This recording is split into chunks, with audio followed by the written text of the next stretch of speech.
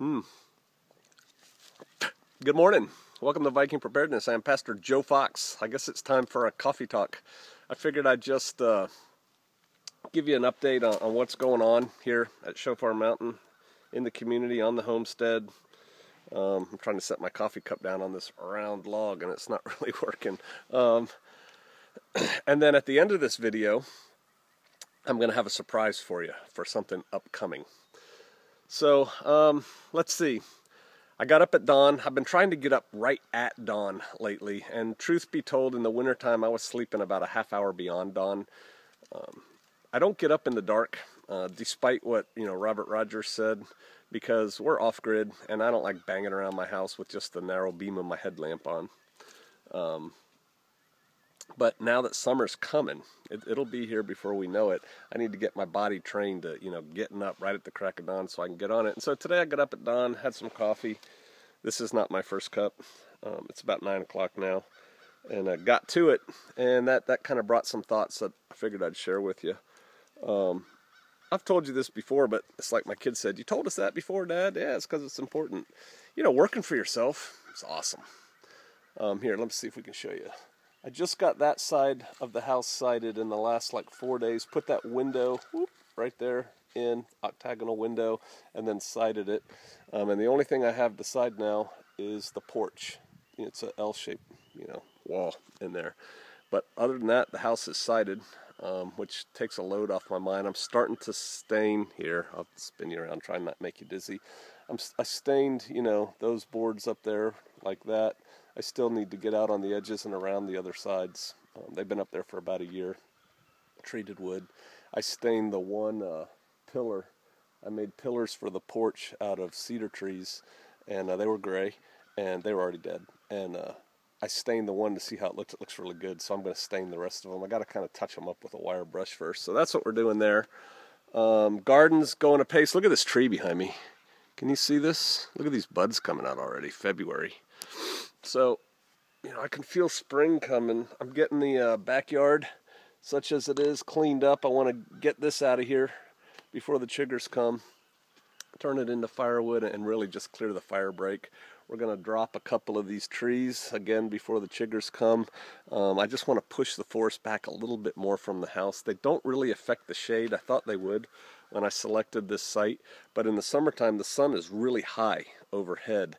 And so these provide shade straight down, not on the house. And so they got to go because I don't want them falling on the house. I don't want a fire in them, yada, yada. So we're doing that. I've been picking up rocks around the house right here, digging them out with a crowbar and stuff and smoothing out. I kind of want to have a lawn this year.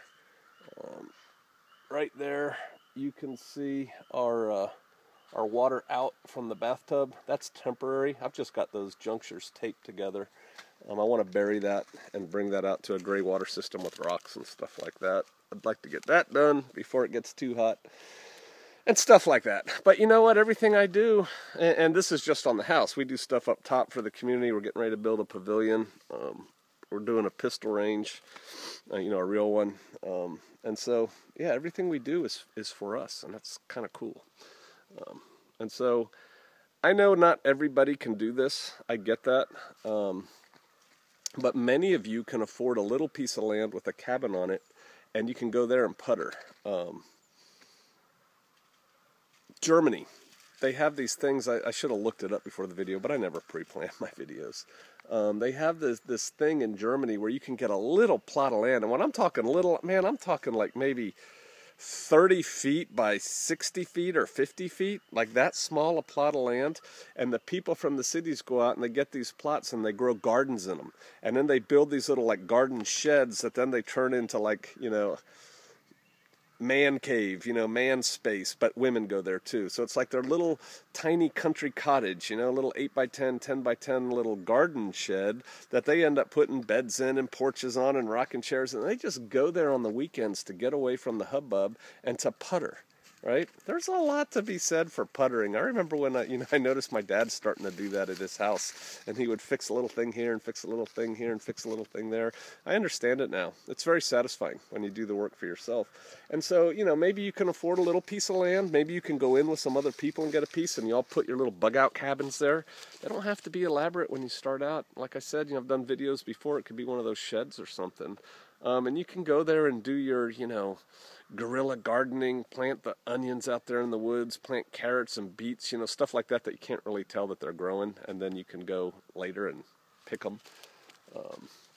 Plant medicinals. Somebody, a brother just gave me some agave on the bob exercise. We planted that, gave us some more bamboo. We're gonna plant that. It's still in the bag. It's still wet, so it's good. But you can just plant things and just putter around. If you can't do that, you can do it in your backyard, right? Go in your backyard and build a little shed and call it a tool shed, but then think about in your head, maybe somebody can stay here if they have to, and put in a garden and just putter. It's very satisfying. It's very relaxing, right? It's relaxing. And so that's going on. We're meeting new people. We're going to go meet somebody today at noon and check them out, see how they're doing. What else are we doing here on the homestead? Had a great Shabbat yesterday. A lot of people came. Very relaxing. If you don't know it, if you go to the YouTube channel Shofar Mountain, you can watch the sermons if you're interested. And if you're not, that's cool. What else? Gardening. We still have a little bit more work to do on the orchard. We've got all the trees cardboarded and mulched, and most of the weeds, the old weeds that were dead, picked and thrown into a big pile.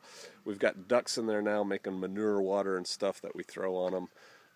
The next thing we want to do before it gets too late is build paths between the trees, because I know I can't mow in there, with the mower. There's too many rocks and stumps and stuff sticking out, and so weeds are going to grow.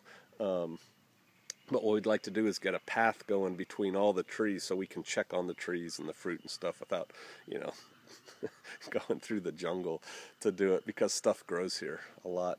Our pond, which I'm disappointed in, we had a pond dug, and it just doesn't fill up very deep. I don't think it's 3 feet deep, even though the hole for the pond is probably 10 feet deep. Even when it rains really hard and it'll go up, it's never come up to our overflow pipe. So it's coming out somehow. It holds water solid at the 3-foot level, and you look at the banks all the way around above that 3-foot level, and they look the same. I have 2 willow trees that are growing in the bank, and somebody told me that they suck up like 50 gallons of water a day, so I chopped them down initially, and now sprouts grew right back up out of them. So I'm going to chop them down again, and maybe they're sucking out my water. I don't know, but rambling Joe. I need more coffee. What's this Zika virus with the mosquitoes and stuff like that? I'm not really worried about it, but somebody told me something on like the comments for suggestions and stuff. Watch out for mosquitoes, and we typically do, just because I don't like getting bit by mosquitoes. And what I don't want is a big pond full of mosquitoes. Stagnant water sitting 10 feet. 30 feet from my house, whatever. Don't worry, we have plans. First of all, it's full of frogs right now. They're just which I like, and my wife likes it. The other thing is we're going to put goldfish in it. We put goldfish in it last year, like 10 or 15 of them, and then some young men on the community went down to our creek and caught fish, like bluegills and one little bass, and put them in our pond, and all our goldfish disappeared. Go figure. So this time we're just going to put goldfish in there, not put any native things. And they do a good job eating all the mosquito larvae at our above ground pond at High Prairie Acres, and so they should do a good job here if we don't introduce predators. So we're going to do that. It's supposed to go down to freezing here Wednesday and snow, and so we're not going to do it before that. But spring is coming. Hear that? Beep, beep, beep. I showed you that in December though, right? No big deal. All right, so hey, that's just an update. I know some of you all care. The house is continuing apace. We want to eventually put a deck on the back. Oh yeah, that's something. Money, right? I cashed in a government 401k, paid huge penalties and taxes to do that. Rat boogers. But I did, render unto Caesar what is Caesar. So I paid all that. And then I had a pot of money. And with that money, I built that house. And I still have some siding in a pile back here that's going to go inside the porch. And I have a bunch of 2x4s. I have some 2x12s and 2x6s that I'm going to work with inside a little bit. But really, after that, all the money's spent. And so it's like, all right, well, going to have to start generating some more income, right? Well, no big deal. We're going to do that. We have some plans for that. And some of those plans affect you. So what we're doing this afternoon, I told you I'd tell you something at the end. I know I'm rambling. If you don't like it, I do other videos where I don't ramble so much. This afternoon, we're doing the first iteration of Viking Pistol 1. We have a course that I've designed called Viking Pistol 1. We have another one, Viking Pistol 2, and then we have a couple modules after that. It's probably going to end up being a 2-day course. But what I always do before I offer courses to the public is I run them for free for close friends and acquaintances to make sure we get the bugs out, so that when we charge people, they're getting their money's worth, and it's not like, oh yeah, we didn't think about that.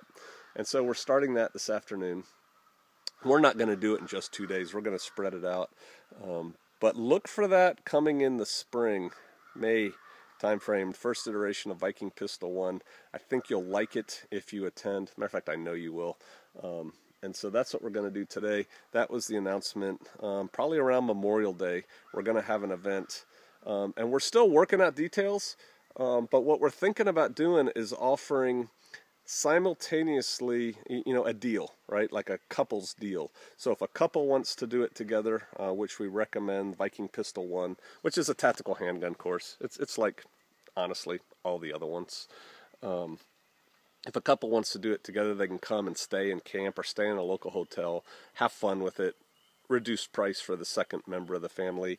And if not, if only one member of the family wants to shoot, but the other family member wants to come with the kids, we're probably going to have some other activities going on, probably oriented towards women, because we're thinking if one doesn't want to shoot, it's typically the woman and the guy does.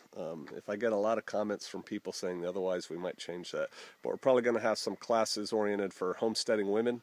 And so the man can come and shoot, the woman can just hang out, do the classes for free. We're not going to charge for those. And see how that goes. Just kind of hang out, fellowship, shoot during the day, camp, sit around campfires at night. It won't be too hot yet, end of May. And so you can start kind of penciling that in. Northwest Arkansas is where we're located. Yeah, some of you didn't know that, did you? All right. Hey, end of May, Viking Pistol 1, probably some extras added on to that. And I hope I see you out there.